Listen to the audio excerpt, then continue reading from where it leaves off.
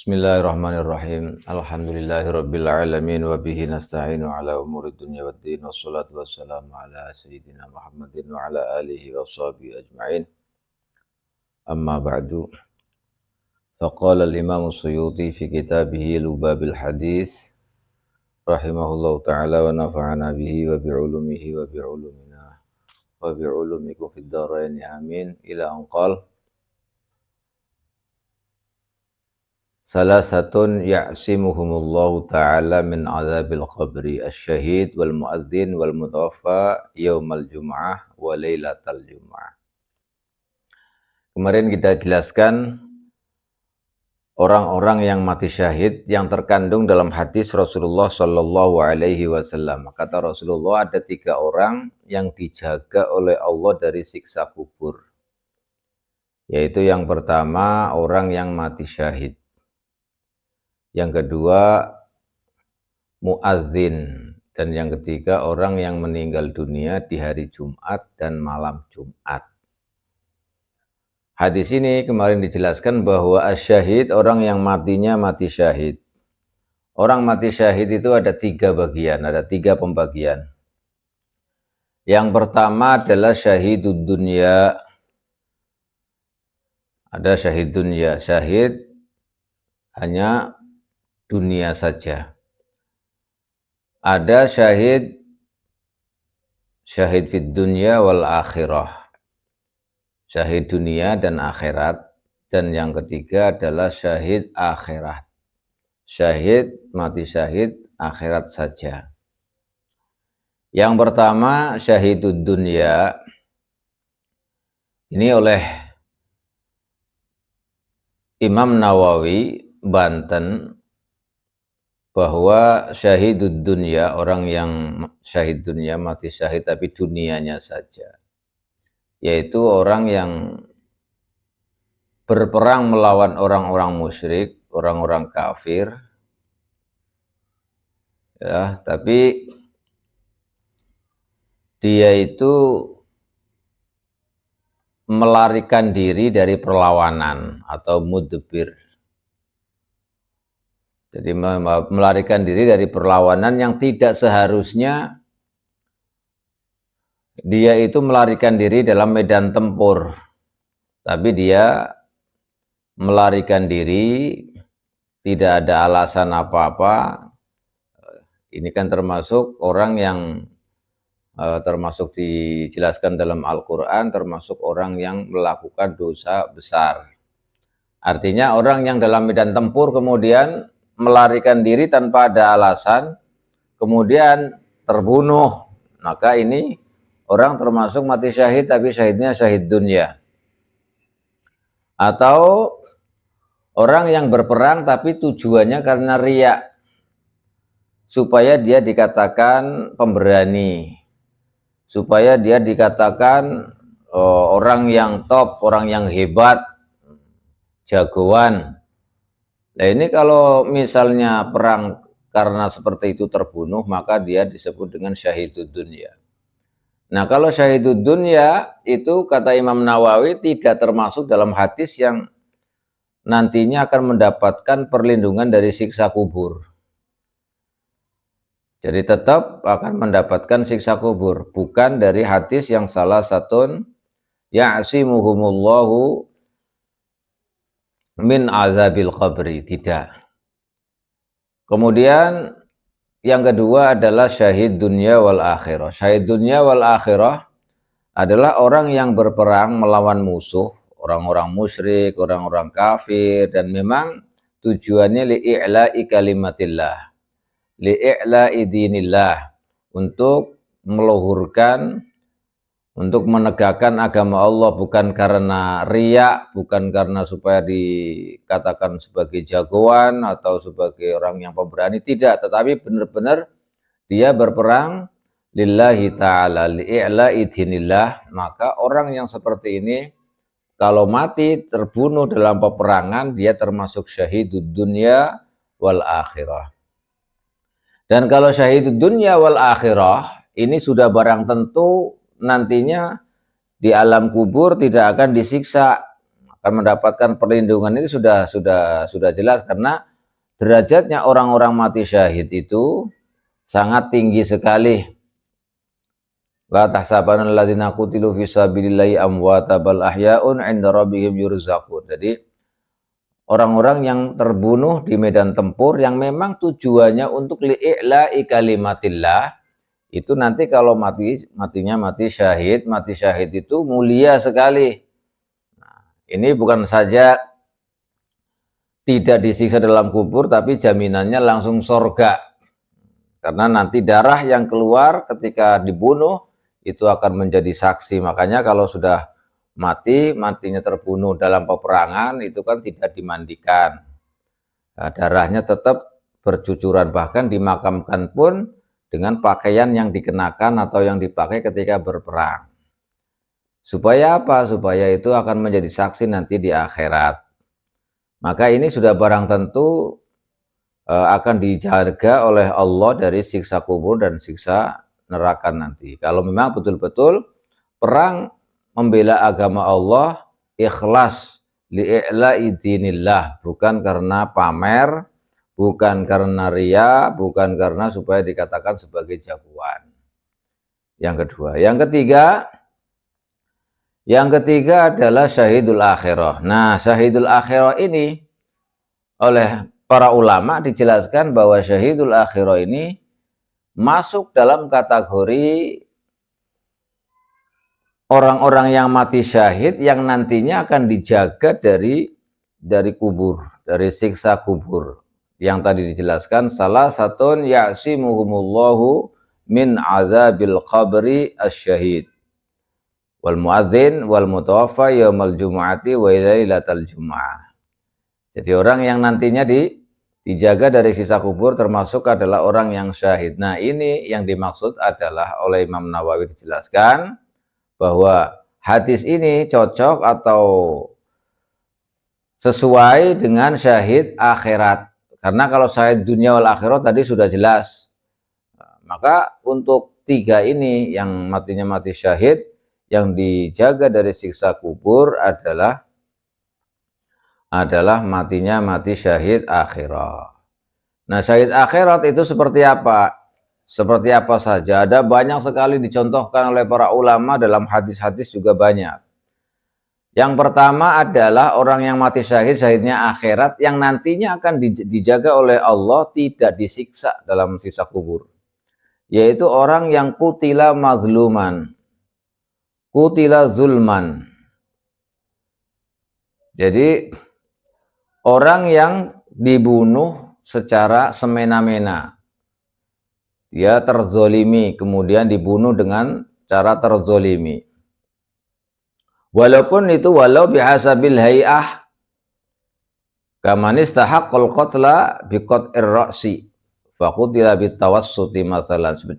Walaupun itu menurut sesuatu yang sebenarnya tidak terjadi. Seperti misalnya orang itu mestinya kena hukum bunuh karena melanggar hukum syariat, mestinya dihukum bunuh. Dan menghukum bunuh itu dengan memotong lehernya, memotong kepalanya. Tetapi ketika dibunuh itu salah sasaran. Salah sasaran. Ternyata dibunuhnya bukan dengan qat'ir ra'si, tapi dengan penggal separuh badannya misalnya. Pokoknya tidak semestinya dia itu meninggal dunia dengan selain dipotong lehernya. Mestinya dipotong lehernya, tetapi ketika dihukum bunuh bukan dipotong lehernya. Ternyata di tengah-tengahnya atau apanya sehingga dia menjadikan mati, tetapi matinya tidak semestinya. Yang mestinya matinya itu dengan dipotong leher, tetapi tidak dipotong lehernya. Maka ini termasuk daripada orang yang matinya mati syahid, syahidnya syahid akhirat, yang nantinya akan dijaga oleh Allah dari siksa kubur. Yang pertama. Yang kedua adalah orang yang mati tenggelam. Orang yang mati tenggelam. Walaupun orang yang mati tenggelam itu dalam keadaan maksiat. Kata Syekh Nawawi, waman mata bi gharqin wa in asafihi binahwi syurbi khamrin. Jadi orang yang termasuk mati syahidnya akhirah yang akan dijaga dari siksa kubur adalah orang yang mati tenggelam. Walaupun matinya itu dia karena maksiat, seperti dia minum arak mabok. Dengan sebab mabok itu kemudian tenggelam, jika jadi itu mati. Maka ini termasuk syahid akhirat. Nah ini beda ya. Jadi nanti kalau orang tenggelam, mati dalam keadaan tenggelam karena matinya itu tenggelam, walaupun dia itu disebabkan matinya itu atau tenggelamnya itu sebab maksiat, yaitu dia minum mabuk, setelah mabuk kemudian tenggelam dan mati, maka ini juga termasuk matinya mati syahid. Bi khilafi man ghariqa bi sayri safinatin fi waqti haijanir rih falaysa bisyahidin. Berbeda, kata Imam Nawawi, kalau orang mati tenggelam, tapi tenggelamnya ketika perahu atau sampan berjalan ketika anginnya kencang sekali sehingga ombak itu besar sekali, kemudian tenggelam gara-gara dia dalam sampan yang berjalan ketika dalam keadaan ombak besar. Kalau orang yang matinya tenggelam seperti ini tidak termasuk mati syahid. Kenapa? Padahal yang pertama itu tenggelam walaupun dia ada karena maksiat, kemudian tenggelam, itu termasuk mati syahid. Sedangkan orang yang meninggal dunia tenggelam tetapi sebabnya itu tadi adalah sebab ombak yang besar, dia naik sampannya itu menerjang badai yang besar kemudian tenggelam, ini tidak masuk kategori orang yang mati syahid, karena itu sama dengan bunuh diri. Artinya begini, kalau kita tahu bahwa lautnya itu lagi besar ombaknya, anginnya lagi kencang sehingga sangat-sangat memungkinkan kapal atau perahu itu tenggelam, maka sebenarnya kita bisa menghindari itu. Jangan naik perahu karena memang ombaknya besar, takut nanti tenggelam, maka jaga diri. Maka kalau kita tidak seperti ini, artinya kita tahu bahwa lautnya itu ombaknya besar, tapi tetap aja kita ini berjalan atau naik perahu dalam keadaan yang seperti itu, ombak besar sekali dan kemudian tenggelam. La samahallah, maka kalau mati tenggelam seperti ini bukan mati syahid. Kenapa? Karena sebenarnya bisa dihindari. Kita tahu kok kalau misalnya lautannya besar ombaknya itu tidak boleh ke laut, takut nanti tenggelam, kok malah ke laut. Ini sama saja dengan bunuh diri. Bukan berarti matinya bunuh diri, bukan, tetapi kedudukannya itu bukan mati syahid, matinya mati biasa karena berbahaya. Kalau tadi yang mati syahid itu adalah tenggelam yang sifatnya itu tidak disengaja, jadi sengaja atau memang tidak bisa dihindarkan. Orang mabok misalnya kemudian jatuh ke laut sampai tenggelam, atau jatuh ke kali, ke sungai karena mabuk, dia tidak bisa berenang, tidak bisa berfungsi otaknya kan, akhirnya mati, maka matinya ini mati syahid. Berbeda dengan yang kedua tadi, orang yang naik perahu dalam keadaan ombak besar kemudian tenggelam perahunya, dia ikut tenggelam. Nah ini bukan mati syahid. Ini harus diperhatikan para nelayan ini. Jadi kalau ombaknya besar jangan ke laut.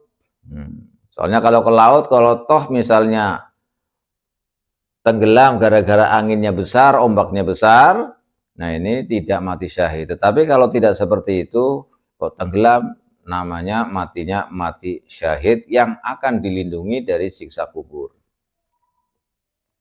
Yang kedua, yang ketiga, waman mata bihadmin au harikin yaitu orang yang matinya itu tertimpa reruntuhan. Ya, itu orang yang matinya tertimpa reruntuhan kayak pohon atau bangunan atau apa, tertimpa sesuatu. Kemudian dia mati, maka dia juga matinya syahid. Syahidnya syahid akhirah.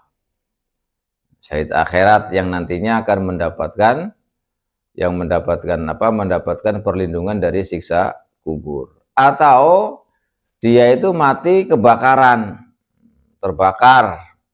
Jadi misalnya ada kebakaran sampai dia terbakar mati, maka dia matinya juga mati syahid. Yang ketiga, jadi orang yang mati atau tertimpa reruntuhan itu matinya mati syahid. Begitu juga orang yang matinya terbakar, kebakaran itu juga matinya mati syahid. Yang keempat, waman mata ghoriban wa in asa bi ghurbatihi ka'abikin wa nasizatin. Termasuk dari orang yang matinya mati syahid, yaitu orang mati syahid akhirah yang dimaksud, yaitu orang yang nantinya diamankan atau dijaga dari siksa kubur, yaitu orang yang matinya terasing, jadi orang asing. Walaupun dia itu dalam pengasingannya itu maksiat. Artinya dia mengasingkan diri itu disebabkan maksiat atau pengasingannya itu maksiat, seperti orang yang lari, misalnya seorang budak lari dari sayyidnya, atau perempuan yang nusyuz, yang tidak taat kepada suaminya, pergi gitu. Pergi kemana dan dalam pepergiannya itu dia meninggal. Maka ini juga termasuk mati syahid. Karena orang mati tidak ada yang dikenal itu memang sengsara sekali. Nanti bagaimana pengurusannya, bagaimana ininya itu susah. Makanya orang yang mati dalam keadaan pengasingan, di pengasingan itu menurut ulama termasuk matinya mati syahid. Tapi jangan kemudian, wah kalau gitu saya lari dari tanggung jawab dari sayyidnya atau lari dari suaminya supaya mati di sana malah mati syahid. Ya nggak bisa direncanakan begitu. Nggak bisa direncanakan karena yang namanya mati kita nggak tahu. Di mana saja, kapan saja, waktunya kita tidak tahu. Nah ini pas orang yang matinya itu sudah dalam keadaan pengasingan, bukan di negerinya sendiri, di daerahnya sendiri. Ini maka dia matinya itu mati syahid. Yang kelima, waman mata fi thalabil ilmi walau ala firashihi. Termasuk yang keenam adalah orang yang meninggal dalam keadaan mencari ilmu, santri. Walaupun santri ini meninggalnya bukan ketika dalam keadaan ngaji, bukan dalam keadaan belajar. Ada santri meninggal dunia di pondok pesantren misalnya. Walaupun meninggalnya itu di ranjangnya, artinya bukan saat belajar, bukan saat mengaji, tetapi kedudukan dia adalah sebagai santri, pencari ilmu, maka dia matinya ini mati syahid. Matinya mati syahid yang dijaga oleh Allah dari siksa kubur. Makanya enak sekali kalau menjadi santri. Kalau seandainya toh meninggal dunia dalam keadaan dia sebagai santri, maka dia matinya mati syahid, tidak disiksa dalam kuburnya atau dilindungi dari atau dijaga dari siksa kubur. Ini santri. Walaupun meninggalnya itu atau matinya itu di ranjangnya, bukan dalam keadaan waktu pas dares atau pas ngaji, itu tidak. Pas waktu belajar tidak. Jadi meninggalnya itu di ranjangnya. Tapi dia keadaannya atau kondisinya adalah orang yang sedang mencari ilmu atau santri. Ini yang keenam. Waman mata mabtunan. Yang ketujuh adalah orang yang mati karena sakit perut. Nah, orang yang mati karena sakit perut, kemudian sampai parah perutnya itu, kemudian meninggal, mati. Nah, matinya orang yang mabtun, orang yang kena penyakit sakit perut itu, kalau sampai meninggal dunia, maka dia matinya mati syahid. Syahidnya syahid akhirah yang dilindungi dari siksa kubur. Yang kedelapan, waman mata ta'un. Waman mata bitta'un walau fi ghairi zamanihi au bi ghairihi fi zamanihi au ba'dahu haitsu kana sabiran muhtasiban. Nah, ini yang kedelapan adalah orang yang matinya dikarenakan penyakit taun. Penyakit taun itu kayak wabah, itu disebabkan karena wabah. Walaupun wabah taun itu bukan pada masanya, kan ada masa-masanya taun, ada masa-masanya bukan. Nah, kalau pas bukan masanya taun tapi dia mati kena wabah taun, atau dia bukan matinya karena taun tetapi pas waktu itu ada pada adanya zaman taun, masa-masa turunnya wabah taun, maka juga termasuk matinya mati syahid. Atau orang itu setelah masa taun, ya terkena taun, masanya sudah selesai, tapi dia tetap sabar. Kena taun itu masanya wabah itu sudah selesai, tapi dia tetap sabar dan mengharap pahala dari Allah Subhanahu wa Ta'ala, maka dia juga matinya mati syahid. Ada 3 kalau soal masalah wabah. Yang pertama, dia terkena wabah taun, penyakit taun, mati, maka dia matinya mati syahid. Yang kedua, bukan karena taun tetapi dia mati pada zaman turunnya wabah taun, maka ini juga masuk kategori matinya mati syahid akhirah. Yang ketiga, dia mati setelah masa taun, tetapi dia tetap sabar gitu. Artinya sabar, dan sabar tetap tidak terpengaruh apapun, bahkan selalu mengharap pahala dari Allah. Maka kemudian dia meninggal, maka meninggalnya itu juga termasuk dia adalah orang yang mati syahid, syahid akhirah yang dijaga dari siksa kubur. Nah, ini karena dalam hadis itu kalau ada wabah taun dalam suatu daerah, maka kita nggak boleh keluar dari daerah itu. Atau orang yang ada di luar, maka tidak boleh masuk ke daerah itu kalau zaman taun itu. Siapapun yang di dalam daerah itu yang terkena wabah taun tidak boleh keluar, karena orang yang mati karena taun itu nantinya matinya mati syahid. Nantinya mati syahid, syahidnya syahid akhirah yang nantinya tidak disiksa dalam kuburnya. Ini orang yang mati syahid ada 3 pembahasan mati karena wabah taun ada 3.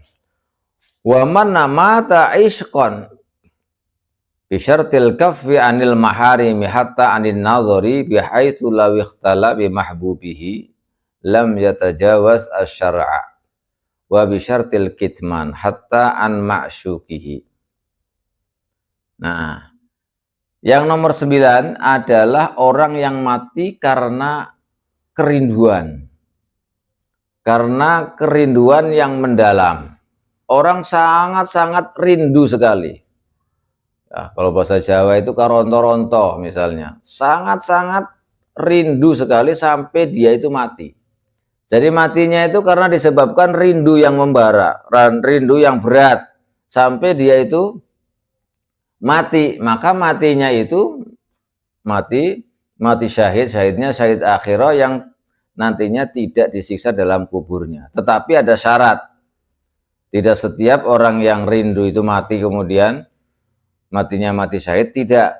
Ada syarat yang harus dilakukan, yaitu bisyartil kaffi anil maharim hatta anin nazari bihaitsu law ikhtala mahbubihi lam yatajawaz asy-syar'a. Yang pertama syaratnya adalah di orang yang matinya karena kerinduan, sangat-sangat rindu berat kemudian sampai mati, maka matinya kan tadi disebutkan matinya mati syahid. Itu ada 2 syarat. Yang pertama yaitu kerinduannya itu bukan hal yang diharamkan. Jadi tidak melanggar hal-hal yang diharamkan menurut syariat. Sampai melihat pun tidak melihat sama sekali. Bahkan seandainya dia itu bersama dengan kekasihnya, maka dia juga nggak melihat, juga tidak melewati batas yang diatur oleh syariat agama. Yang jelas tidak bermaksiat, tidak melakukan hal yang maksiat karena kerinduannya itu. Jadi kalau ada rindu berat, tetapi dia nggak pernah melihat, nggak pernah melakukan apa-apa, direndam aja, dipendam saja sampai kemudian dia mati, maka matinya mati. Ini yang persyarat yang pertama. Syarat yang kedua, dia menyimpan kerinduannya dari orang yang dirindui, dari orang yang dirindukan, sampai orang yang dirindukan itu nggak tahu. Jadi disimpan aja, nggak ada yang tahu, sampai orang yang dirindukan juga tidak tahu. Maka kok sampai mati dia menahan kerinduan, maka dia matinya mati syahid. Jadi ada dua syarat. Orang yang mati karena rindu, saking rindunya rindu berat, ditahan, tidak diungkapkan, tidak diapa-apain, sampai ditahan, sampai dia itu mati. Maka matinya mati syahid dengan dua syarat, yaitu tidak melakukan hal yang haram. Melihat pun tidak. Bahkan seandainya hanya berduaan saja, itu dia tidak melakukan apa-apa sama sekali. Tidak melihat, tidak apa, tidak sampai terjerumus, tidak sampai melakukan hal-hal yang dilarang oleh syariat. Syarat yang kedua harus disimpan, tidak diungkapkan, tidak diutarakan. Jadi disimpan saja sampai rindunya membara, kemudian sampai dia itu mati. Maka matinya itu mati syahid, yang nantinya dijaga dari siksa kubur. Wakal mar'ati yang 10, seperti perempuan allati matat tolkon, perempuan yang mati karena melahirkan. Orang yang mati ketika melahirkan itu kan, orang mau melahirkan kan sakit sekali, melahirkan itu sakit sekali. Maka ketika dia mau melahirkan sakit sekali itu kemudian meninggal dunia, itu juga termasuk matinya mati syahid. Kalau mati syahid dia aman dari siksa kubur. Al-mar'ah allati matat talqan. Walau min zina idza lam tatasabbab fi isqatil walad. Kata Syekh Nawawi, jadi perempuan yang meninggal ketika melahirkan itu matinya mati syahid. Walaupun melahirkannya itu dari hasil zina, misalnya. Wala'iyadzubillah, dia zina kemudian hamil, setelah hamil kemudian melahirkan, ketika melahirkan dia itu meninggal dunia, maka matinya mati syahid.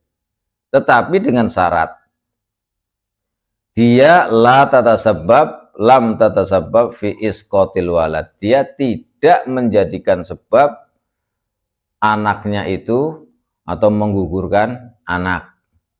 Jadi tidak membuat sebab supaya anaknya itu gugur atau menggugurkan anak, tidak. Tetapi dengan sukarela bahwa dia itu hamil sampai melahirkan dan akhirnya dilahirkan supaya seperti normal biasa, dan ketika melahirkan dia meninggal, maka meninggalnya itu mati syahid. Tetapi kalau dia ada upaya atau tidak rela dengan anak yang dikandungnya sehingga dia ingin melakukan sesuatu yang menyebabkan anaknya itu menggugurkan anaknya, maka tidak termasuk orang yang mati syahid. Dia harus diperhatikan ini. Jadi perempuan yang matinya mati syahid diantaranya adalah mati ketika melahirkan. Wa kadza man mata faj'ah au fi daril harbi. Ini ada tambahan dari Imam Ibnu Rif'ah. Imam Ibnu Rif'ah menjelaskan bahwa ada dua lagi yang disebut yang termasuk daripada matinya mati syahidul akhirah, yaitu orang yang matinya faj'ah. Faj'ah itu kalau dalam bahasa Jawa kaget, ngeget, atau tidak ada perencanaan, tidak ada sakit, tidak apa, tiba-tiba. tiba-tiba meninggal dunia tanpa ada sebab, tanpa ada apa. Kalau orang matinya seperti ini, kata Ibnu Rif'ah, termasuk orang yang matinya mati syahid. Yang kedua, orang yang matinya fi daril harbi. Daril harbi yang sekarang kita ketahui ya kayak Israel itu ya, karena memerangi Palestina itu misalnya. Dia matinya di sana, fi daril harbi. Maka juga matinya ini mati syahid, syahidul akhirah. Kenapa? Karena kalau sudah mati di sana itu nggak ada yang ngurus nantinya kan. Tidak ada yang ngurus jenazahnya, tidak, pokoknya tersia-sialah karena bukan di daerah muslim. Maka orang yang matinya di sana itu syahidul akhirah. Ini dua ini adalah yang dikatakan oleh Ibnu Rif'ah. Nah, ini jadi jumlahnya cukup banyak, bahwa orang-orang yang matinya mati syahid yang nantinya dijaga oleh Allah dari siksa kubur adalah itu tadi yang disebutkan semuanya, termasuk dalam hadis salah satun ya'simuhumullahu ta'ala min adzabil qabri asyahid wal muadzin wal mutawaffa yaumal jum'ah wa lailatal jum'ah. Yang harus kita perhatikan bahwa orang yang dijaga dari siksa kubur adalah orang yang matinya mati syahid. Tadi yang disebutkan semuanya ada 12 tambahan 2 dari Ibnu Rif'ah, Imam Ibnu Rif'ah. Kemudian orang yang azan, ya al-muadzin. Sebagaimana kemarin dijelaskan, seorang muadzin itu kalau azan sampai 7 tahun berturut-turut, nah, maka dia wajib masuk surga atau selamat dari neraka. Atau azan 12 tahun, maka dia wajib masuk surga, tidak masuk neraka. Maka ini muadzin, seorang muadzin. Kemudian orang yang matinya hari Jumat atau malam Jumat, maka ini juga termasuk orang yang dijaga oleh Allah dari siksa kubur.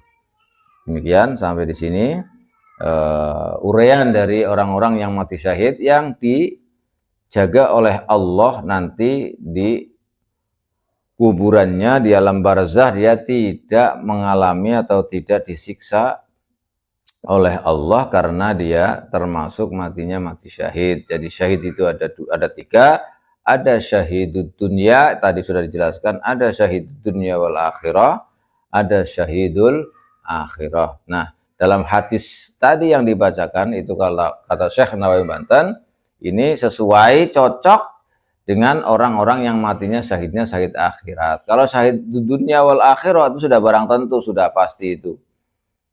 Karena syahidud dunia wal akhirah itu kan tidak dimandikan, tidak dikafaninya juga pakai kafan yang dipakai ketika di medan perang, ya. Jadi darahnya masih bercucuran, ya, itu.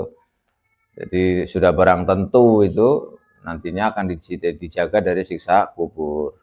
Dan syahidud dunya tidak masuk, karena syahidud dunya itu kan karena supaya perangnya itu mati di medan perang, tapi perangnya bukan karena lillahi ta'ala, bukan li'la idinillah, tetapi karena supaya dia dikatakan batol, supaya dia dikatakan jagoan, pahlawan misalnya. Maka dia mati dalam peperangan, maka syahidud dunya. Perlakuannya ya seperti tadi, tetap tidak dimandikan, dikuburkan apa adanya. Tetapi kan itu masalah niat dan lain-lain itu usahanya orangnya yang tahu.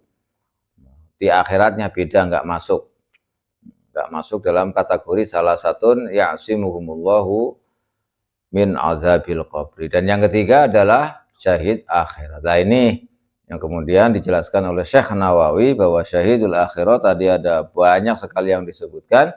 Inilah yang kemudian akan mendapatkan perlindungan dari Allah dari siksa kubur. Salah satu ya'simuhumullahu min azabil qabri asyahid wal muadzin wal mutawaffa yaumal jumu'ati wa lailatal jumu'ah.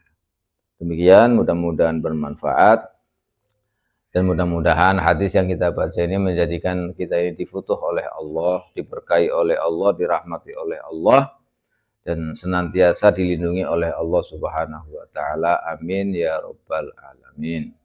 Demikian wallahu a'lam bishawab.